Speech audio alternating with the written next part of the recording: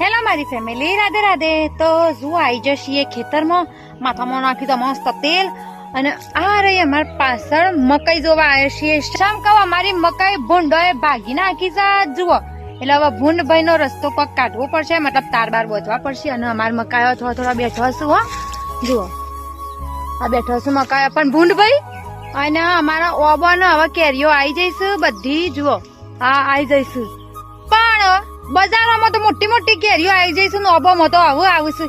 પછી આપણે રેકડી વાળાને પૂછશું કે શેમ તમારે આટલી વહેલી આવી જઈ. રેકડીઓ વાળા એવું કહેશે કે તો વિદેશી કેરીઓ છે, તો મતલબ એના વિદેશ લેવા થતા હશે કેરીઓ ઓબોન. તો પણ હવે આવીશું. અને જો આ ઘઉં વાટવાનું ચાલુ થઈ જશે. હવે થોડા શેરા બાકી છે. ટમેટું રે ટમેટું, ટમેટા ઉગ્યા ભાઈ અમારા ખેતરમાં. ગુડ મોર્નિંગ મારી ફેમિલી, રાધે રાધે. મતલબ નવી સવારના રાધે રાધે. હા, કાલે વ્લોગ બનાવવાના મેં ભૂલી જતા. અને મારા ખુશ્બુબેન, આ સોન્યુભાઈ અને પેલા રહ્યા ગૌરીબેન. શું કરું છે એરો તો વળી ખુશ્બુ તો પેલો કચ્છું નહીં બોલ, શાંતિથી ઉભી રહેશે. ને અમારે આ તો વાવાઝોડું છે અમારા ઘરનું, ખબર છે.